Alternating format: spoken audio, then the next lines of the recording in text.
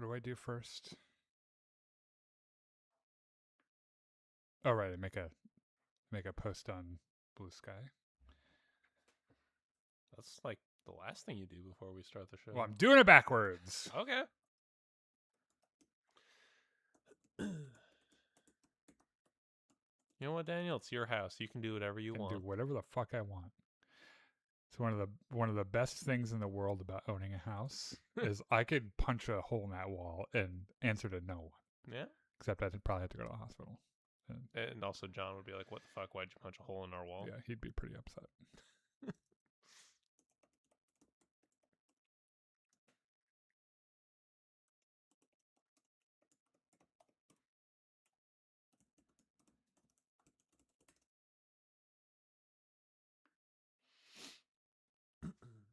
Oh, I'm gonna put my coffee over here.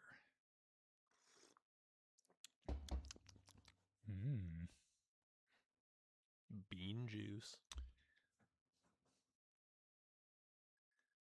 It is definitely one of those like acquired tastes. I did not like coffee at all, and my dad is a huge coffee fan. Well, sure, he was in the military. And only drinks it black, which I think is psychotic. But I worked as a barista when I was a young man, and I was allowed to drink whatever I wanted when I was on shift for free. Mm-hmm. So I started making myself peanut butter mochas, which is chocolate and peanut butter, and you could barely even taste the coffee in it, and it was just a gateway drug to me liking coffee. I mean, in fairness, that is also how you got people drunk in college. You give them rum and Coke with a lot of Coke in it so that they can't taste the rum. Yeah. Well, actually, I personally got people drunk in college by making them milkshakes. The Oreo milkshakes. Well, sure, that works too.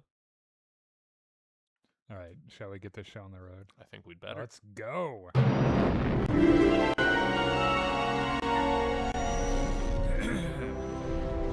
Welcome back to Jedi Enclave. I'm Daniel. I'm Chris. And this is this week's episode of the Jedi Enclave presents the Now This is Podcasting Podcast, which is our weekly podcast about Star Wars accessories, and this week, no Star Wars at all, because there ain't shit happening until the Super Bowl, I don't That's think. true, yeah. Is that speculative, or like, do we have it on any authority at all? We have it on, I guess it's common sense. It is something I would do if I had a movie coming out in May, I think. That sounds about right. I would almost certainly make sure, or March even. I think it might even be March. Is it March? I can't remember. That seems really soon. Tell us in the chat. Give us an engagement. When is Mandalorian and Grogu coming? Because we don't know. We will go see it. We are fake Star Wars. We need to know when it is to go see it. Yes, I'm assuming we're getting a trailer during the Super Bowl. Makes sense. Yeah, I mean, Disney does have literally unlimited money. Oh, another crazy Super Bowl thing. There's another. So they're pushing the new episode of A Night of the Seven Kingdoms earlier as well. So we'll get to see another one of those on like Friday night, I think. So anyway, this has literally no effect on me because I'm not going to watch it till next Tuesday anyway. But I'm really happy for you. Oh, I thought you were talking about the Super Bowl, and I was like, I'm not watching it Sunday or next Tuesday. I'm never watching it at all. Because I do not care. Please, Daniel, about football. Give me at least a little bit of credit. Yeah. I know you a little bit. You don't really watch football either, do you? Not anymore. No. Yeah, I can't be bothered. And you know what? It's the day. It's like the age of the internet. Like we're living in the future. Mm-hmm. So when that motherfucker drops, that trailer drops during the Super Bowl, I'm gonna go to YouTube and watch it because I'm not watching the Super Bowl. I just cannot be bothered. So yeah, this is our weekly, our new, like our nerdcast, our nerd podcast about all the shit we like. And this week we're talking about Night of the Seven Kingdoms, Wonder Man, which you and I watched all of this last week because the Marvel dropped it all at once, and it was kind of a pain in the ass. All at once, the evening before our podcast, our last week's podcast. Yeah, so we caught up on it. We're gonna watch it. We're gonna talk about that and some other. We got some Disney like corporate news. Yeah, and then we'll get to it when we get to it. Also, while you're here, if you could give us a follow on Facebook Live, YouTube, Twitch, Discord, and TikTok.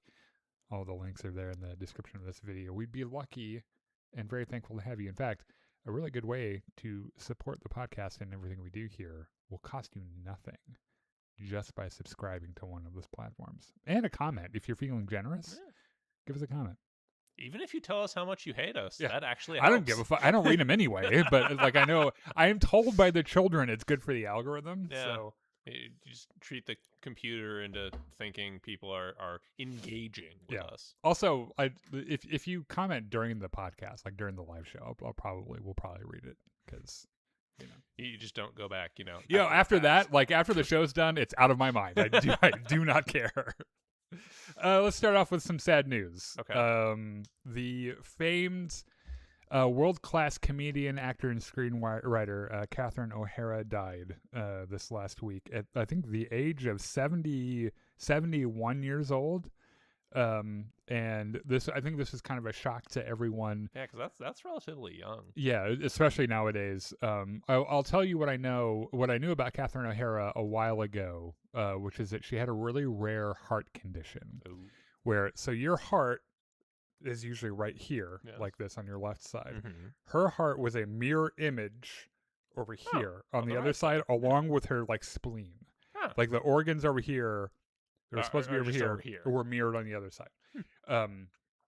And she lived with it her entire life. It's a rare disease, but it's also like manageable. Yeah. So I'm not sure. I don't think anyone. The cause of death doesn't really matter so much. The thing that matters was that Catherine O'Hara was absolutely phenomenal, and I don't think that there's anything I've ever seen her in where I haven't loved her. And when I heard that she died, I immediately went to YouTube and found a scene that she's in Beetlejuice, where she is possessed by Beetlejuice and sings the Banana Boat song, but that thing, and it is one of the funniest things I've ever seen. So she rose to prominence on SCTV, the Second City Television. She's from Toronto. Sorry, yeah. The influential comedy sketch show that ran from the late 1970s into the early 1980s, and then transitioned to film in Beetlejuice in 1988. Mm-hmm. She was also in the 2024 sequel, and then I think most famously for everyone played Kate McAllister, the mother in Home Alone. That is the role that I know her from. Also, I think most recently, that's salient for us, she was in the second season of The Last of Us. As the therapist. I can't remember her character's name. Right. Her. And she's hilarious in that, even though it's a real dramatic role, and she plays the dramatic side of it really well, she's also hilarious. Like, her character is so funny. And she's also, I'd be remiss not pointing this out, a fierce ally of the LGBTQ plus community. Her son is gay, and was pretty much like, if anyone has an issue with gay people, I'll fucking cut you. Like, that was her general philosophy on it. Yeah. So, it's one of those things. Kind of sucks. Godspeed, Catherine O'Hara. You're a fucking legend. We love you. Wherever it is you're going, if there is a place to go at all, I hope that you enjoy it. Also, I just threw away a piece. That's from last week. See, this is the problem with you just throwing everything on the floor and then Did not I cleaning print these any of it. motherfuckers? Oh, God. Foiled by your own eco-consciousness. Okay, where were we? Bob Iger's leaving Disney. Oh, yeah.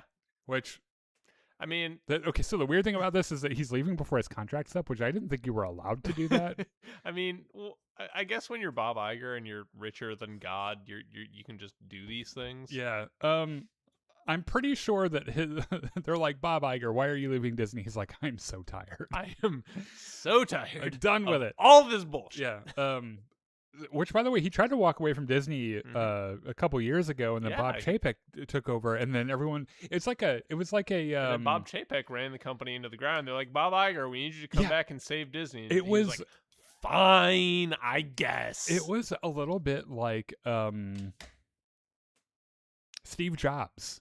Except Bob Iger wasn't forced out of Disney. Steve Jobs was forced out of Apple. Yeah. But, like, they forced Steve Jobs out of Apple.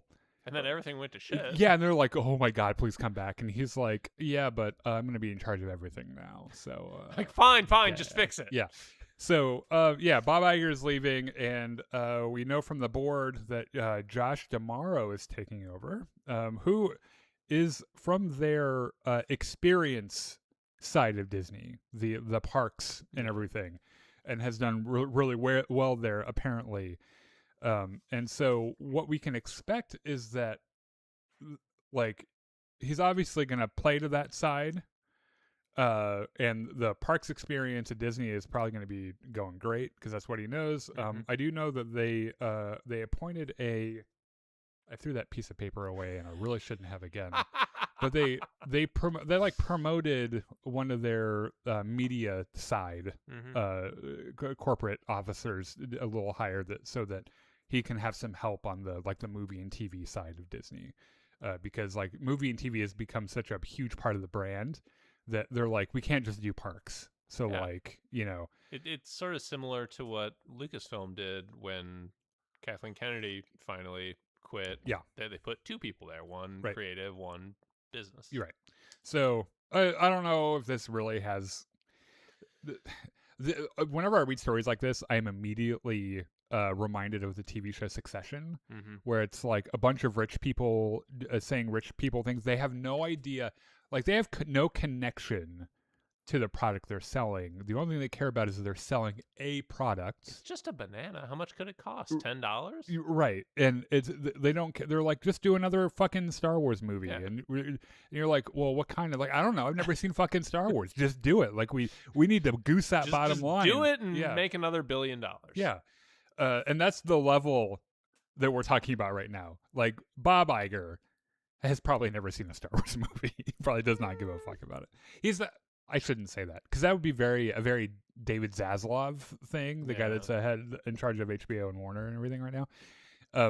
But like these are the guys that they're all on the Epstein files, right?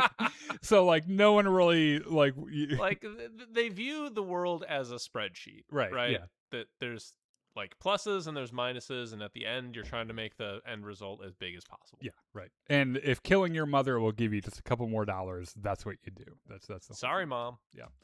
All right, The Last of Us turns out, so HBO, the leadership at HBO has given kind of a clear indication that The Last of Us will likely end with season 3. And this is an interview with Deadline from HBO boss Casey Bloys. He's asked about The Last of Us and Hacks, which, by the way, Hacks is great. It's a really funny, it's a comedy. It's really, really funny. But it turns out that the next season for both of those shows will likely be its last. Now, I am trying to figure out if this is that big of a deal for The Last of Us, because I gotta tell you, like the game. So season 1 was the first game. Yes. I mean, beat for beat almost. Season 2 is like the first half of the second game. I thought it kind of made sense that the third season would be the last half of the second game, and then they would just be done with it. And though, if you remember, the second season ends on that big flashback to before the second season happens.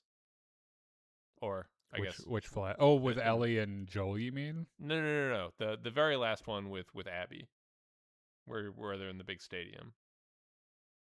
Oh, she wakes up and she looks out on which is exactly how it happens in the game. Yeah. So, spoilers for The Last of Us 2. First of all, the game was very what's a good word? I don't know. What are you trying to express? Don't get smart with me.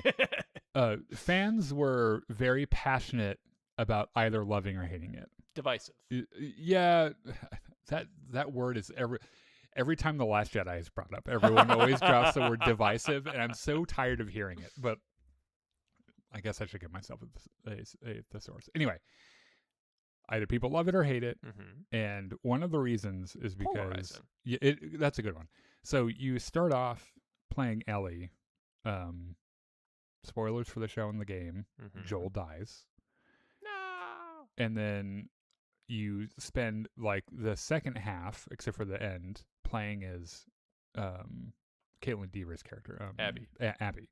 And basically what ends up happening is Ellie kills literally all of her friends. Like one by one, Kill Bill style, kills every one of her friends. And then it resets. So she kills all of her friends over a 3-day period. And then the time resets and you get it from Abby's perspective, that 3-day period from Abby's perspective. In the game, by the way, Tommy, Joel's brother, is just running around being a menace. Just like a one-man, like, soldier of fortune, just sniping people from rooftops and stuff, answering to no one. He's not working really with Ellie or anyone. He's just out killing wolves, right? He's more like Joel than you think. Yeah. So, or anyway. Joel's more like him? I don't know. Anyway. They're very brothers. So anyway, what I'm saying is I'm not sure that this really is a huge surprise to me. I always kind of assumed the third season would be the last season, so I don't know. Yeah. Let us know if this is a big shock to you.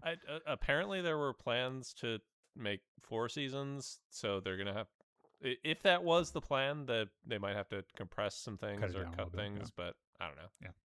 Hard to tell. So this next part of my notes, the heading that I made in my notes is John Lithgow on J.K. Rowling being a human piece of shit. Yeah, okay. So it turns out John Lithgow, who was cast as Albus Dumbledore in the HBO reboot retelling of Harry Potter, has publicly explained why he chose to play Dumbledore despite knowing that J.K. Rowling is a human piece of trash. Yeah. And was pretty much like, guys, I get it. However, have you seen the size of this check? Yeah, like I'm an actor. Like this is what I do for a living. And it's an iconic, famous role. Also, I cannot stress this enough. They backed up a literal dump truck of money onto my driveway. Right. So what do you expect a man to do? You know. And I get both sides of this. I understand. So, I mean, I guess the first thing we need to do is establish just the brute fact that J.K. Rowling is a piece of human trash. That being said, I grew up with Harry Potter. Yeah. You and I are both of the age where like those books hit when I was in like 4th or 5th grade. Yeah. And I grew up reading them all the way through high school. So we live in a society that ethical consumption is literally impossible.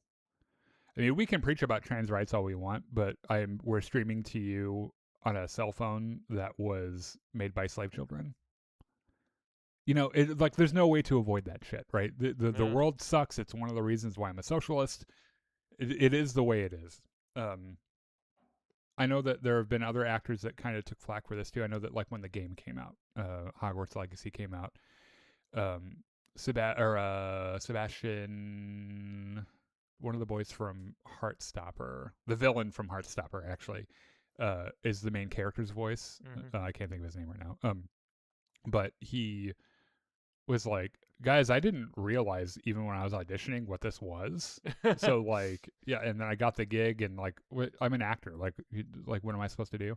It's one of those things where you and I, being musicians, are kind of good at the whole separating the artist from the art thing, because we can sit down and play something written by Wagner that's some of the most beautiful music ever written, but also written by a proto-Nazi. Yeah, like we're not exaggerating here. Richard Wagner would have been a Nazi if he was born like 2 decades later. Yeah, but still, we're professional musicians and we get hired to play that shit. Yeah. So it's like, and it's amazing. It's beautiful music.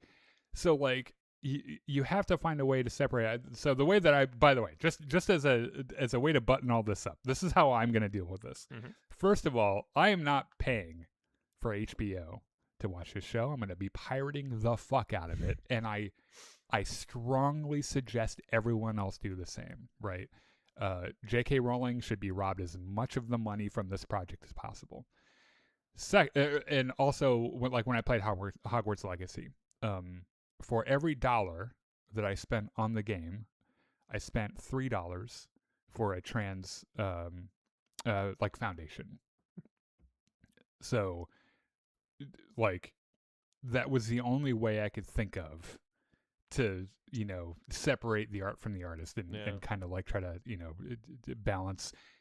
It's like it's like in the secret MCU show where they weigh the feather against your heart. That's how I do it. Right? Yeah, that's an actual thing from Egyptian mythology. Right. So, also strangely, and I'm going to look into this. I was surprised. We had a little chat right before this. I guess J.K. Rowling is in the Epstein files. What? That's crazy. I don't know. I started off saying, "Oh, I'm really surprised by that," and the more I think about it, I'm like, "Are you actually?" I guess that probably makes sense. She is a terrible human being. She's probably also on some level a pedophile. I don't know. So, House of the Dragon season 4 will be the final season of House of the Dragon, which is another HBO thing. So, pretty much an HBO boss is like, guys, a lot of the stuff that you love from HBO right now is getting 1 or 2 more seasons, and that's it. It's over, right? So House of the Dragon. So we're going into season 3, which is coming out in June. Yes. And I'm excited as fuck for it. And then apparently after that, they're going to do 1 more season and they're going to be done with this. And this is another one of those things where I have not seen, or I've not read Fire and Blood. Because they are making a show about it, and I didn't want to spoil it or anything. Yeah. Even though I'm pretty sure I know what it, I mean, all the dragons end up dying. I assume all the people that ride the dragons probably die as well. Most of them. Yeah. Not all of them, because there are still some Targaryens around. But so, it's one of those things where how many seasons of this Civil War can you really realistically make? Where, I mean, sooner or later you run out of people and or dragons to kill. Right. So, I also wonder how much of this is related to, I know that like a few weeks ago, George R.R. Martin was like, guys, House of the Dragon sucks. Well, he's been mad about it ever since the Blood and Cheese episode. He's mad about all of it because Ryan he hired Ryan Condal, the showrunner, and then I guess during the first season they had this really good like working relationship where like George R.R. Martin would like give him notes and then they would work it out. Yeah. And then the second season Ryan Condal was like, stop. Those notes are stupid. Yeah. I'll call you. You don't call me, I'll call you. And then went to the HBO execs. It was like, this is getting awkward. And so the HBO execs pulled George R.R. Martin in the room and they're like, you need to stop calling Ryan Condal, please. And so George R.R. Martin's really mad about it, right? So much so, like, he made a gigantic blog post about everything he hates about that Blood and Cheese episode and then deleted it like an hour later. Yeah. Forgetting that once you've published something to the internet, it's always out there. It's always on there. So you can go out to the Wayback Machine and pull up that blog post right now if you wanted to. You could probably find some of the real emo MySpace posts I made back in high school. Yeah. George R.R. Martin is famously prickly and hard to get along with. A salty bitch. Yes. So I don't know what side of that I fall on. And I know that like visual adaptions, like film and TV adaptions of books are nearly impossible in the first place. Like they're 2 different mediums. They do not translate well, and it is what it is. So anyway, House of the Dragon season 4, probably the last season, which means at the rate that they're putting them out, House of the Dragon won't be done until 2040. So we'll have 2028 would be my guess. June we'll have a new season of House of the Dragon, and then when I turn 60 is when the final season will be. Let's see, is it Wonder Man time, or are we I think? Out of other things? Well, I think I was going to start with A Night of the Seven Kingdoms. Well, sure, we can do that. How are we doing on time? We're doing fine on time. Okay, so. A Night of the Seven Kingdoms, episode 3 came out. This is I think the mid-series finale, because I think there are only 6 episodes of the show happening. So let's start off with there's a big spoiler that everyone saw coming. Everyone kind of knew the big spoiler of this show.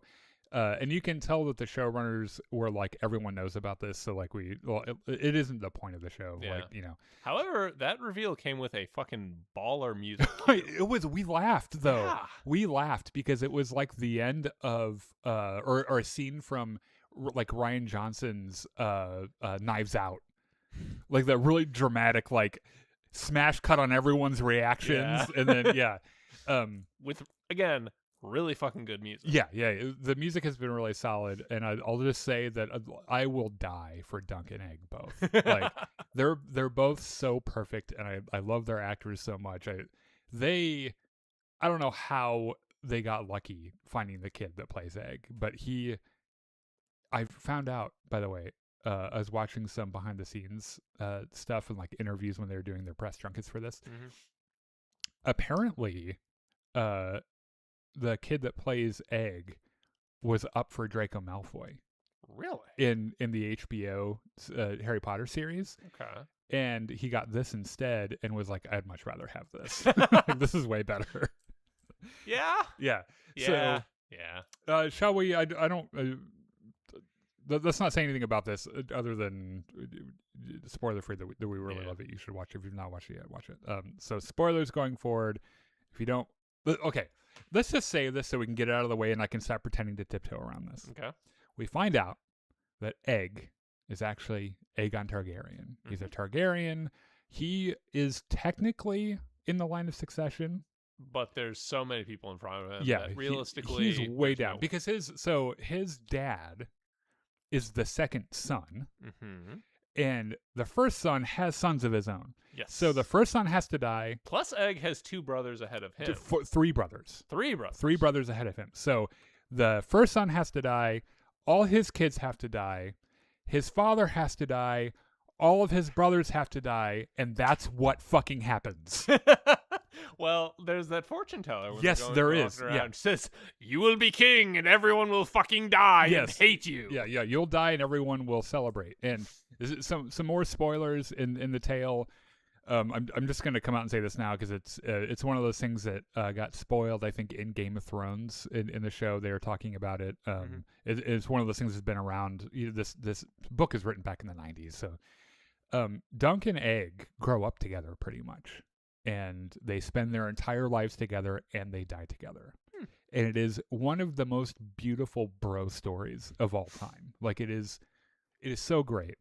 And that we'll talk about the fortune teller scene when it gets there, but like that's exactly what happens. Everyone dies, he becomes king. And you know what? He's a pretty fucking good king too, and that's why everyone hates it. Because he's like, you know what? I'm going to make the lives of the small people better. And the nobles are like, fuck you. Why would you ever do that? Fuck the small people. Anyway. So class warfare never changes. Right. Yeah. Royals are going to royal. That's why you should eat them. So we start off early morning outside Ashford. Dunk is asleep and Egg decides. So there are a couple things to know about Egg. First of all, he's taking the Squire thing very seriously. Yes. And he wants to do a really good job, right? But he's also realizing after watching The Last Joust that he is a tiny little person and there's a lot of responsibility on the Squire. And right now he's not even sure if he can lift the lance up, right? Yeah. So he's like, okay, I need to go out, iron out some kinks in my form, and project confidence to Dunk. So he doesn't think that I'll just be an abject failure. Also, I'm not even sure this fucking horse knows how to joust, so I better get out there and just warm him up. Which this is Dunk's warhorse Thunder, who the whole point of this horse is to fight. Mm-hmm. So I would assume he kind of knows how to fight, or at least like knows how to not freak out when a fight breaks out around him, like horses do. Maybe. Or like everyone's sword fighting, and the horses are like, dude, could you stop? So I just want to eat some grass. Yeah, so he pulls this horse out and tries, and it's really funny to watch the behind the scenes of this because so first of all, there's a shot where he tries to get the horse to do something and the horse just shits all over the place. Yeah. And according to the director of this episode, that was completely came out of nowhere, and they just happened to have a camera on him, and they're like, "Oh my god!" God bless it. It's like poetry. It rhymes with Dunk taking a shit in the first episode. Right. Yeah. So he reveals he knows some things about horsemanship that he shouldn't know if he's just some rando peasant from wherever the fuck.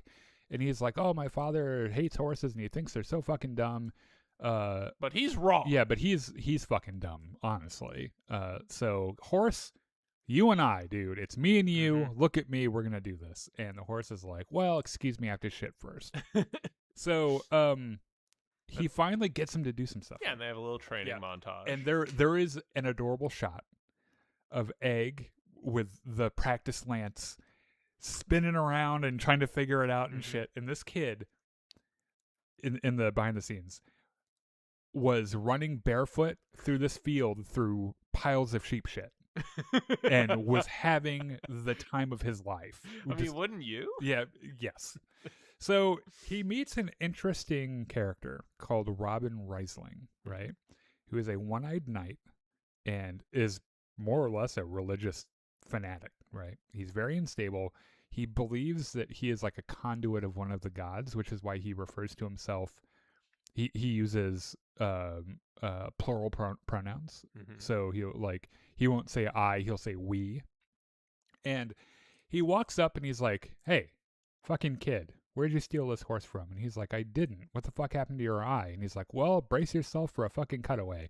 And it cuts away to this dude taking a lance shard to the face and then riding away the apparent victor, I think, with his eyeball hanging out, looking like it's the best day of his life, right? So this guy is just absolutely batshit insane. So of course, Egg knows who he is. Right. And so, like, they kind of spar with one another, and then he's like, "Look, I'm the squire to Sir Duncan the Tall," and and he's like, "Who the fuck's that?" And he's like, "You'll know someday, hopefully tomorrow, yeah, hopefully very soon." And it's like I like how this guy's like, "All right. Well, all right, fine. See ya." Just walks up, and he's got his fucking eye patch and his walking stick and shit. It's pretty great. So, Egg comes back to the camp, right? And Dunk's awake, and he's sewing. He's like repairing his pants or something. Like, where the fuck were? Yeah, he's like, "Where have you been?" And he was like, "I was, don't worry about where the fuck I was. You're not my dad, right?" And he's like, "Wait, shouldn't I be sewing that?" And he's like, "Well, yeah, but you're useless. You don't fucking know how." Yeah. So then he teaches. There's a really adorable shot where he teaches him how to sew, and it's like this is in High Life. This is what the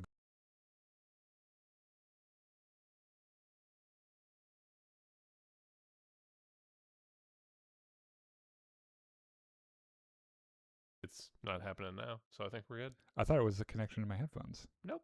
Oh, well.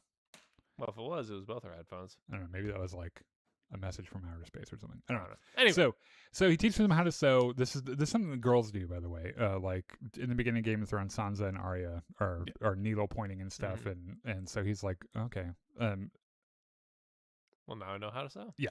So there is this really hilarious line where Egg's like, "I'm growing pubic hair." Is that weird?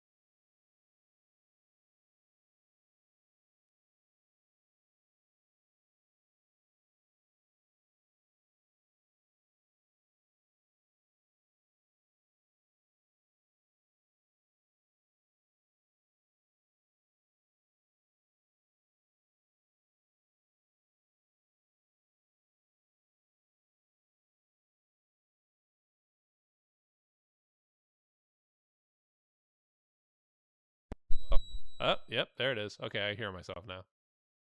And it's not doing the thing, so I think you fixed it. Congratulations. I fucking hate podcasting. God damn. It's always a problem that I'm just like, that's never happened before. How the fuck do I fix that? I'm done. We're done. We're canceling the podcast. Where was I? Oh, Egg's pubic hair is where we were. Right. I think I read this, by the way, in retrospect, when you compare this to the news that we get about Egg, it probably is a little strange to him.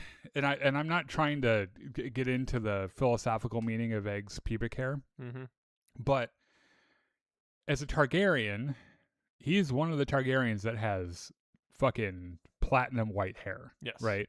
So he probably is a little bit like, hold on a second. Shouldn't that also be the same color? But I just also love how Dunk's like, we're not talking about that. Please, for the love of God.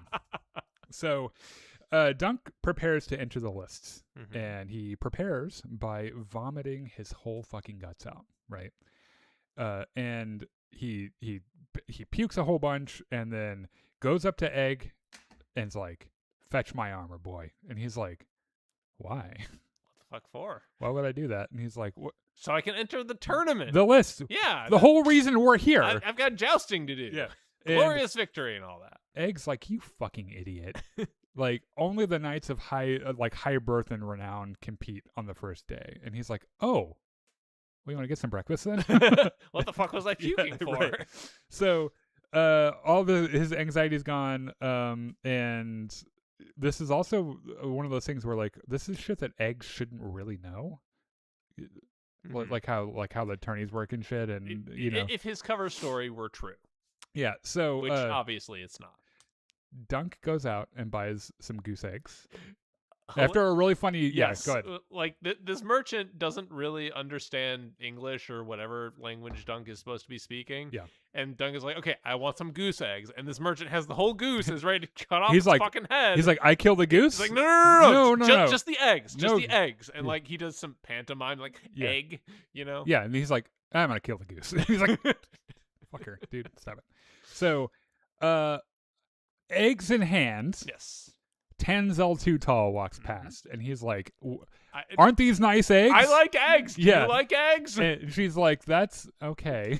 Bye. I'll have your shield ready tonight, weirdo. HR.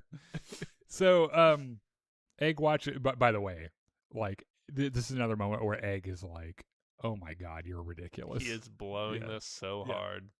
So, they make what looks like the tastiest fucking breakfast sandwiches I've ever seen in my life. It's like fried bread, and they fry the goose eggs up, and they have like bacon or some shit. Some sort of pork. Yeah. Oh, it looks so good. And there's a really cute shot of them by the tree under their hedge, fucking going to town. Yep. And then they go to a joust. And I got to tell you, this is...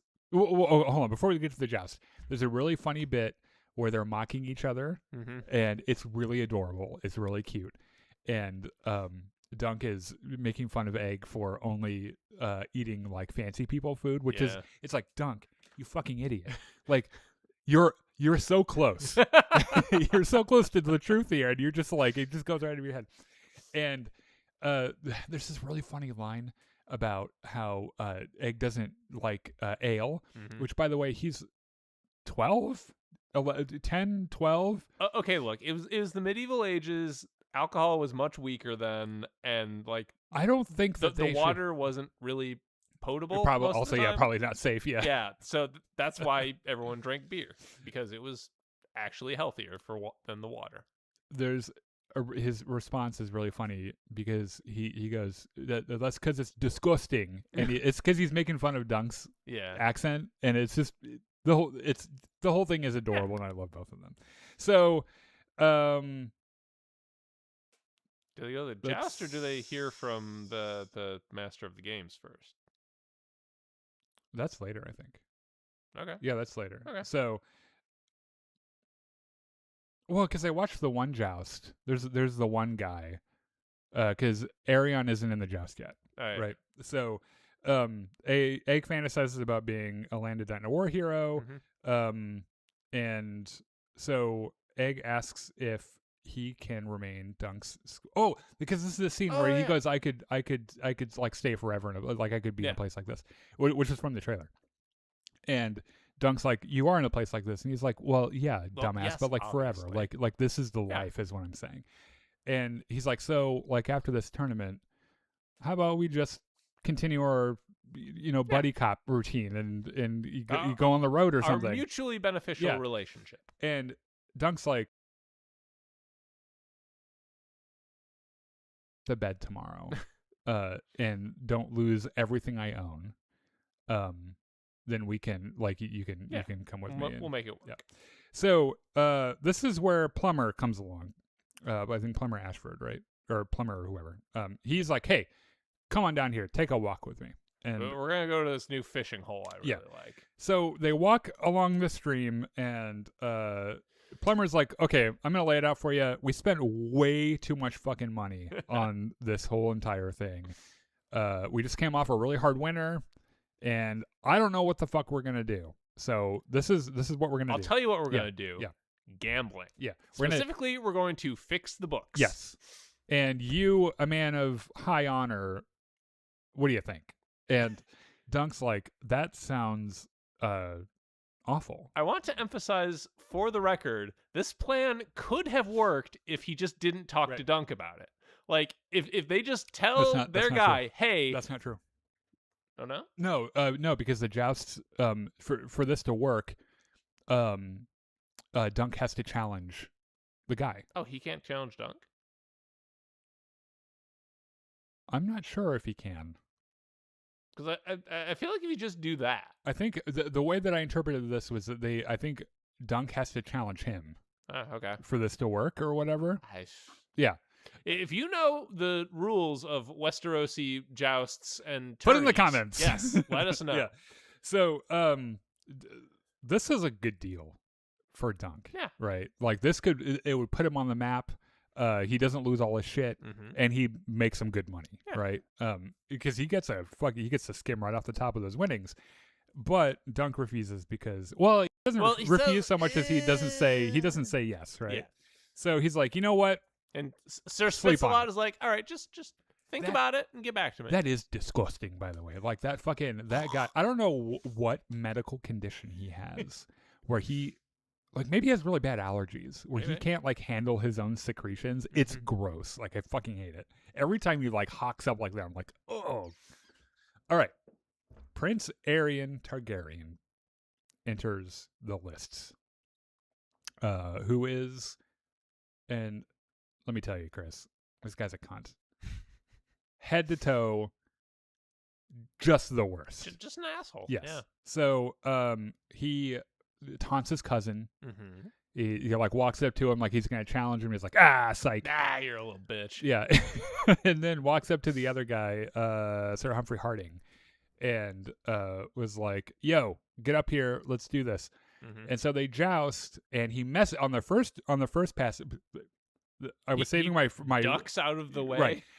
I was saving my earlier comment for this. These jousts are amazing, and I was shocked to find out the one in the last episode that happens at nighttime.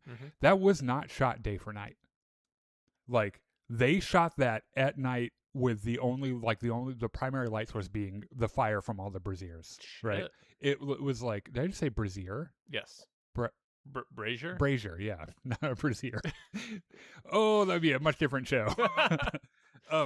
So the way they've been shooting this has been really fantastic. And so, Aerion kind of fucks with him.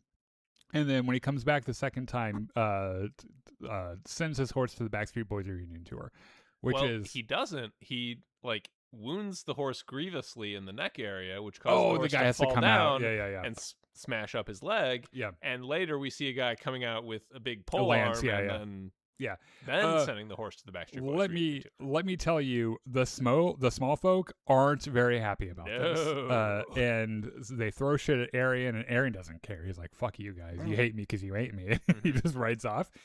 Dunk and Egg leave. Oh, by the way, there's this really hilarious bit where, as they're jousting, fucking Egg is sitting there screaming, kill him. And Dunk looks over him like, what the fuck is wrong with you, kid? Like, what in the world? So they leave early. Egg's like, that wasn't an accident. That dude's just an absolute asshole. Trust me, I know. Which is another clue that, like, all this shit is just coming to the same conclusion, right? So This is possibly the worst kept secret of any show I have ever seen. Which they say in the behind the scenes, by the way. The showrunner is like, everyone knows this secret. So when we wrote the show, it isn't the centerpiece. Like, we drop it mid-season. We treat it like a reveal because it's a reveal for Dunk, right? But the audience knows, and that's not the point of the show, right? So that evening, Dunk and Egg are at a party at Sir Lionel Baratheon's tent, and where they're singing a song about a sex worker whose claim to fame is that she's really good at getting guys off by going up their bums. And let me tell you how into this song Lionel Baratheon is. And I'm pretty sure, like, this dude's got to be at least bi, right? Like, I would imagine so. And I don't think he strikes me as the kind of guy who just does not care who knows, right? He's just like, I'm more manly than all y'all, so fuck you. But also, if you got fingers, put them in there. And while this is happening, they're singing this song and pantomiming fingers and bums. Yeah. Dunk and Egg are having this like really serious philosophical conversation about the song. Do you think her name was actually Alice? Yeah, and he's like, I don't know. And he's like, well, wouldn't that kind of suck if like everything that made you famous and they don't even use your real name? And he's like, I don't. Why are we talking about this? Yeah, and he's like, oh, I think I understand the song. It's all about like, carpe diem. To live life to the fullest. Throw your whole ass into it, not your half ass. And Dunk's like, okay, please stop talking about this, please. Oh, there's another song. The fucking Egg is just singing a tree, whittling, singing a catch, by the way, which is a song style that we learned about in music college, pretty much, where the lyrics are chosen to be suggestive, to be a double meaning. Yeah, and then in a real catch, it's written a different way, where like you're supposed to sing more than one line at once and words pop out. Yeah, but it's pretty much that. And it turns out Dunk's or Eggs knows a couple naughty songs. He probably already knows the Alice song. So they reflect on this. The next day, Dunk has his fortune read, and he's promised wealth and success. He's going to be richer than a fucking Lannister. And he's like, good, because Lannisters suck. And then she looks at Egg, and she's like, oh, God. So first, you're going to be king, and then you're going to die screaming in a fire. Everyone's going to celebrate, and the worms are going to eat your ashes. And Dunk's like... Egg's like, wait, what? Yeah. Now, okay. The whole you're going to be rich and famous, more famous than a Lannister. Typical fortune teller bullshit, right? Yeah. Not everyone is even capable of being king. So the fact that she like pegs this and is like, you're in the line of succession. I don't know what this is really, but that's where Egg's like, oh shit, like this is so weird. I mean, it could. It's bullshit. Yeah. But then every so often she just locks in. Yeah, she like drinks too much sherry and then So Dunk hangs out with Raymond Fossaway, who's from the Apple family. Hey, we have homemade apple cider. Yeah. You want to get drunk? Yeah. Right. So they're drinking cider, and Dunk's like, so how about those Targaryens? And Raymond Fossaway is like, listen to me. They're all fuck the Targaryens. He's like, all... While this is happening, by the way, Egg's like, yeah, while you're drinking, I'm going to go to the puppet show and then get your shield. Yeah, because I think he's really worried. He's worried about Raymond Fossaway, like, recognizing him, I think. Maybe. So he runs off to watch the puppet show, which he's already seen before, but he's a little kid. So, like, that, and especially those visual effects back in the Middle Ages, I'm sure that was the most advanced shit he's ever seen in his life, right? So, they're drinking, and he's like, look, the Targaryens are blood magicers, and they fuck their sisters, and like everyone hates them. And we've all even have dragons. Why do we even put up with their bullshit? Right. We've all died in their war. They drag us into their wars. We are afraid of them because they pretty much had a nuclear arsenal, but they don't have the nuclear arsenal anymore. So, like, I'm starting to think maybe fuck the Targaryens. And Dunk's like, yeah, maybe. Yeah. I wasn't paying attention. What'd you say?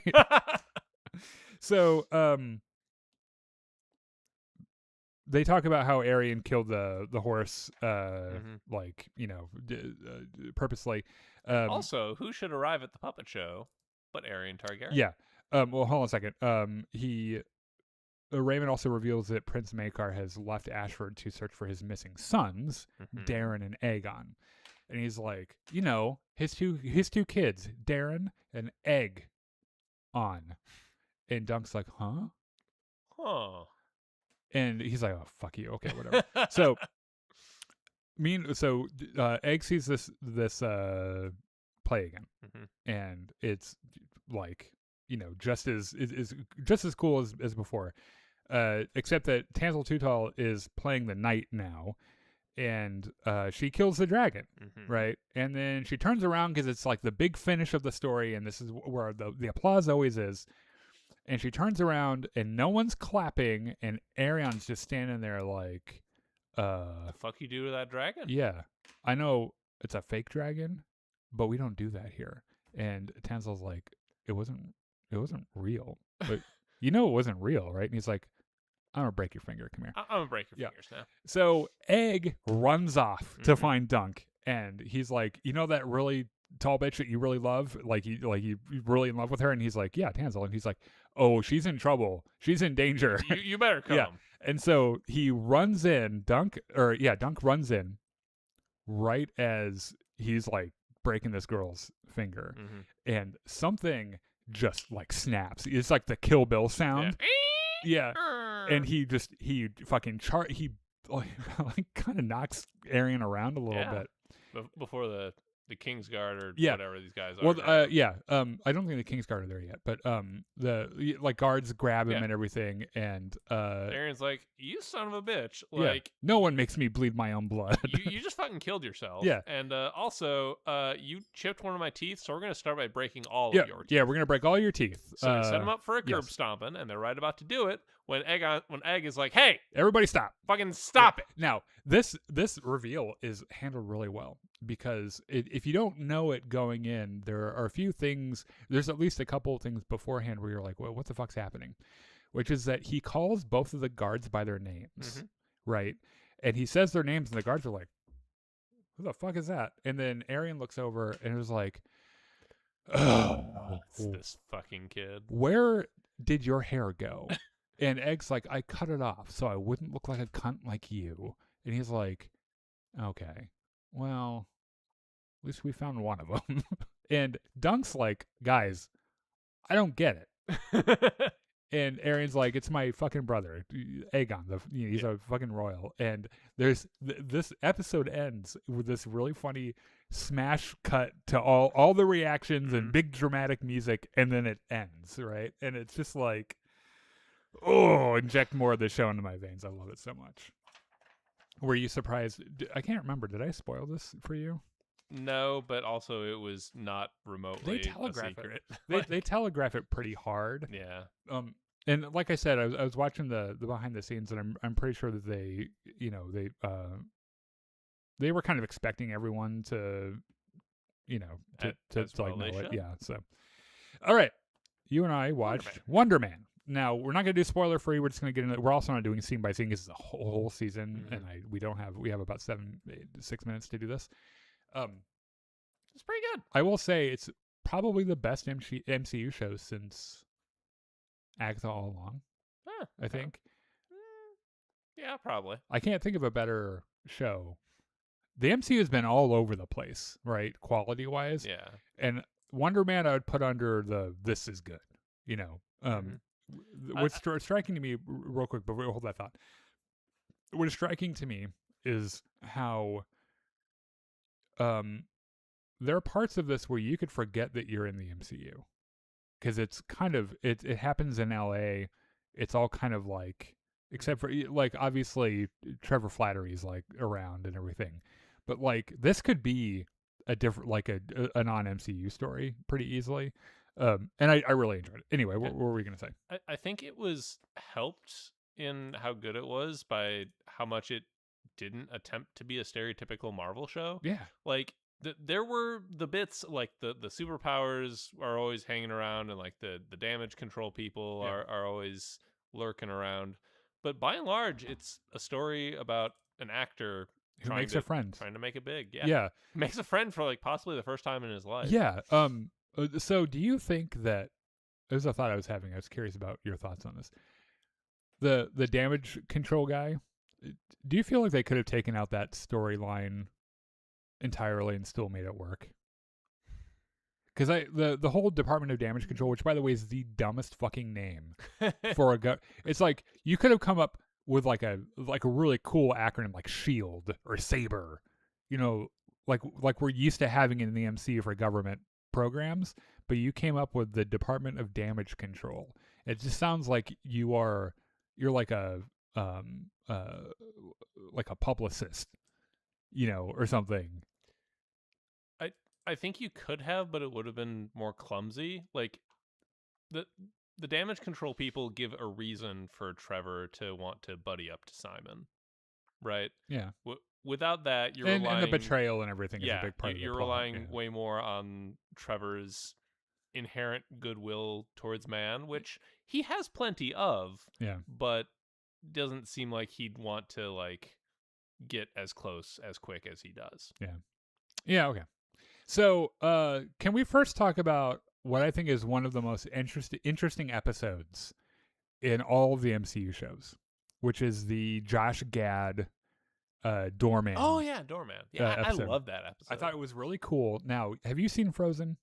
No. Okay, so there's some of this probably lost on you. Josh Gad plays himself in this show, who is the voice of Olaf, the snowman, in Frozen. And he has a hilarious song in Frozen called Summer. And he does like a rap remix in this club of it. And if you're a fan, like if you're a fan of the music from that movie, from Frozen, which is really good music, it is hilarious. It's so funny. I also love how so basically the gist of this episode is that there's a doorman for a nightclub who touches a sticky substance one night and then gets one of the most useless superpowers ever, where he can teleport things through his body, right? And like himself, short distances. Yeah. And so he saves everyone from a burning nightclub, and he gets discovered. And Josh Gad is like, "Hey, I want you to come work for me." Right. And Doorman's like, I don't really want it. He's like, 200,000 a year post methods. Yeah. Sold. And there's something really icky about this to me, by the way, because it's like they play it off as a friendship between Josh Gad and this other guy, and it isn't really. It's they're in show business, and it's about making money and promoting your brand and everything. And basically, they go to make the sequel to their movie Cash Grab 2, which I think is actually really funny. And Josh Gad, in the movie, he's supposed to jump through his little chest portal and come out the other side, but he just jumps into the chest portal and that's it. He doesn't come out the other side, and Josh Gad is still missing. It is noteworthy that what is suggested as the reason he didn't come out is that Doorman has been spiraling into alcoholism and a bunch of other problems pretty bad as a result of all the other shit that's been going wrong in his life. Mainly that he's a D-lister who has a catchphrase in the modern. Yeah, he gets kind of pigeonholed. Yeah. So the whole point of this episode is to set up this expectation in Hollywood that people with superpower, enhanced people, aren't allowed to be actors. Yes. Because shit like this happens. And right? at the very end of the Doorman episode, there's Simon watching this on his phone while he's on set to do some medical procedural or whatever. Yeah. So we go through this whole show. Sir Ben Kingsley, by the way, is amazing, as always. Is tasked with getting evidence to expose Wonder Man because the Department of Damage Control finds Simon Williams specifically. Thinks that he's dangerous and they need to put him in a prison. Basically, the whole point of this is this prison cannot really be financially justified, so we need to start putting people in there. Yes. And it's a whole thing. And so this is going to be a big win for this agent. And Sir Ben Kingsley's character kind of takes pity on Simon and forms this real friendship with him. And there's the big reveal of his betrayal toward the end. and a recurring gag is how he was the Mandarin, the famous terrorist from Iron Man 3. Yes, and which a role that he only took because he needed to pay off his drug dealers. Yeah, and he mentions a couple times, 13 years sober, very very proud of himself for that, and only drinks Bloody Marys the entire time. So they get cast in this movie together. Who the Von Kovac, the Werner Herzog / some other eccentric director. And they get cast in this movie together, and it is really the serendipitous, beautiful friendship that they have that unravels toward the end because Simon finds out that he's been kind of spying on him, and Simon has his superpowered freak out and kind of levels half of Hollywood. It looks like a bomb went off. Yeah, on the set. Yeah. And Trevor's like, you know what? I'm gonna fucking get myself dolled up like the Mandarin and take credit for that. The Mandarin returns, bitches, and he does this for his friend. Yeah, it's very sweet. Yeah, he to the world appears as a terrorist to help his friend, and it's like that's a bro move. That's what you do for your bro, And he gets taken away, and Simon doesn't. I think they finished the film. They finished the film with another actor, and Simon. Oh, with Joe Pantoliano, the guy from fucking Sopranos. He's also in The Last of Us season 2. He's Catherine O'Hara's husband. Oh, in The Last of Us season 2, who is a fierce rival of Ben King, Slider, Trevor's. And is like CGI'd in, a la Kevin Spacey in that one movie. And Simon makes it big. He's the film does really well. Everyone loves it. He gets exactly what he's looking for, and this show kind of ends beautifully, and you don't even know what's happening at first. Simon's working on a new role out in the middle of bumfuck nowhere. He's doing research. He says he's talking to this guy. Says, I just want to follow you around. You normal do your life. I just want to watch and like help me get into character. Yeah, and it's his family living paycheck to paycheck and everything, and there's this slow roll reveal that this guy works at this big super prison where Trevor is being held, and he gets in using his acting skills as I'm shadowing you on your job just because I'm doing research for a role, and finds Trevor in his jail cell and is like, let's fucking go. and it just flies away with him. Yeah. And it's like, I love like bro road trip / bromance endings like this. I love this. I also think it makes absolutely no goddamn sense. Why not?